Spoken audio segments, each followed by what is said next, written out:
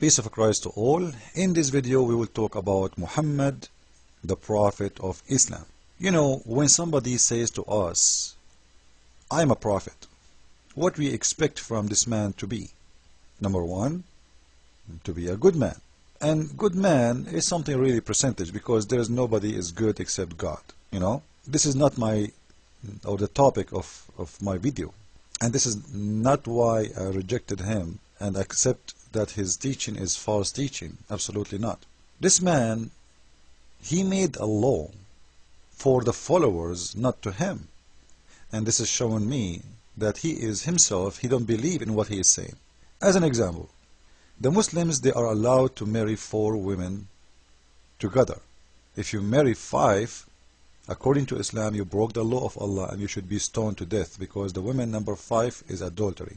Muhammad, he have 13 wives, 11 wives together.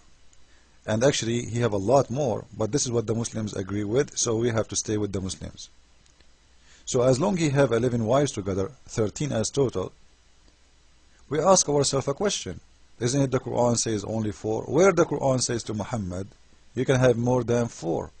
The Muslims, they will say to you, Muhammad is an exception. What kind of exception that is? And where is the exception? He's not a Muslim no more? He's out of Islam? He is the God? And why those exceptions? It's about women. Then they will give you another excuse, showing you that Muhammad is not a prophet of God. He was a man looking for power. They say to you, trying to fix the corruption of their prophet, that Muhammad was marrying women to spread Islam. And this is telling me that he's a liar. Because if you marry women to use them, it means you are not marrying them.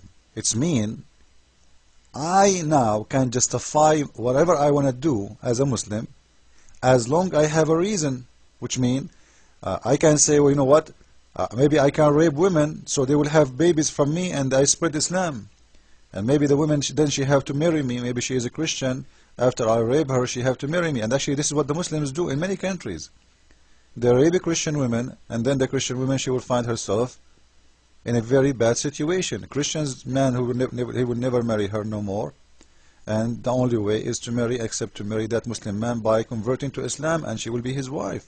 So Islam promote doing things for target and justifying things for that target. As an example, if I am a Muslim, for me, it's forbidden for me to steal money of a Muslim, but it's not forbidden to steal money of a Christian. Even though I know that this is stealing, but according to Islam, I'm stealing from someone he is not protected by Allah. And because of that, I can steal the Christian money. And then I will justify my stealing, my theft, by saying, okay, as long he is not protected by Allah, so I have the right to steal him. And this is what the Prophet, he said. Their money, their blood is open. You take it.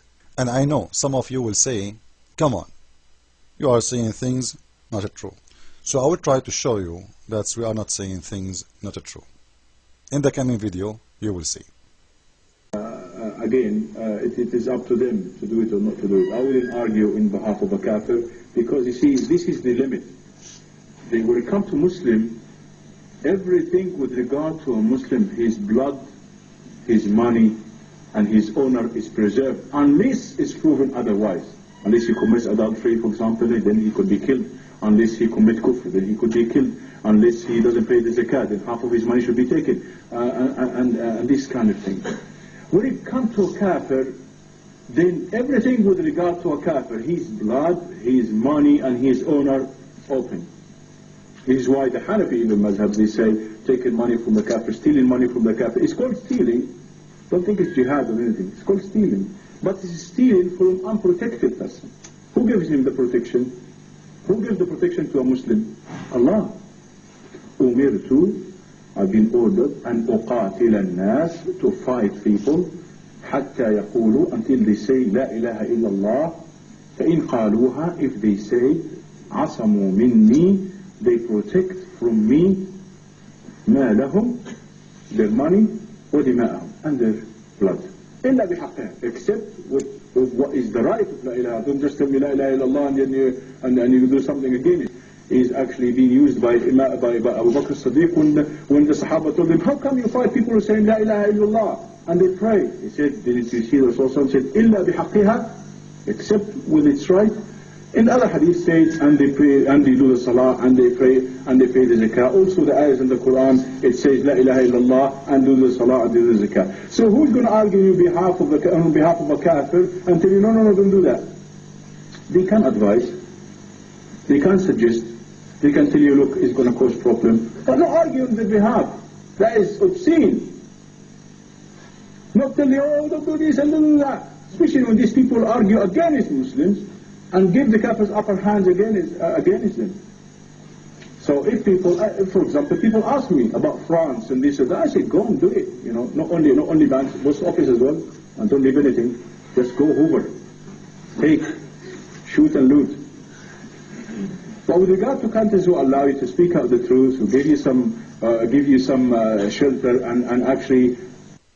And now, after we saw the truth about justifying things, ugly things, under the name of Allah. By the name of Allah I can rape you. By the name of Allah, in the name of Allah, I can steal your money. In the name of Allah I can enslave you. In the name of Allah I can chop your head. Now in the name of Allah, Muhammad, he can do what even Muslims cannot do as Muslims. As an example, the Quran says a Muslim man, he cannot have sex with his wife if she have her period. Let us go and see the verse. Chapter 2, verse number 222. They ask thee concerning women's courses, say they are hurt. So keep away from women. They are hurt and pollution. So keep away from women in their courses. So Allah saying it clearly, if a woman, she is in her period, stay away from them and don't approach them until they are clean. And then when they are clean again, you can have sex with them. This is the good manner. Look at this. This is the good manner of Islam. Great, I like this. This sounds good for me. Now we will go and see the hypocrisy of Muhammad. Do he respect the teaching of his God? If a man, he should not get close to his wife during her period, how Muslims can explain to us Muhammad having sex with his wife when she have her period? This is Sahih al-Bukhari, as you see, the book of menses. Even the book, its name, the name of the book is the menses. You know, very funny religion. They will say to you, Islam talk about everything. Hadith number 299. And this is Aisha saying that, and this is a very accurate hadith. It says, the Prophet and I used to take bath from a single boat while we are junub, which means they are not clean. During the menses, he used to order me to put an izar. Izar is like a sheet, okay, like to make a diaper, okay, a dress worn below the waist, and used to fondle me while in itikaf, when she is, you know, in that position. He used to bring his head near me, and I would wash it while I used to be in my period, menses. But the most important here, that Muhammad, he used to fondle her. But we just saw in the Quran that the Quran ordering the Muslims to stay away from their women. Period. Don't ever get close to them. And here we will see a very clear hypocrite man. He do something and he say something else. Muhammad was a good Muslim man who, when he was fondling his wife, or he was a bad guy according to Quran. If I am a Muslim, I go to Imam and I say to him, hey Imam, I am a Muslim and I want to ask you a question. Can I have sexual relationship with my wife during their menses? He will say, no way, it's Allah, he forbid you from doing that. Oops. So why the Prophet he did? Simply because Muhammad, he was not expecting Aisha to expose him and to say things he did to her. And as you see in the hadith saying clearly that we used to do this, which means it's not something they did once, it is something always they do. I used to do this and to do that. And here you ask yourself another question. The Prophet, he had many wives. Couldn't he wait until she have her period? Gone? Go to other women. He had many. Why you want to have sex with this woman when she have her period? So he have even no excuse. Like somebody will say to you, you know what, okay, he got so excited, so horny, and this is the only wife he have. He have 13 wives. Together, all together 13. Total with the, in the same time 11. So he can choose any woman from those 11 goats he have, and he go and have sex with her. So why he don't respect the teaching of his God? Simply because he is a liar. Christ is Lord.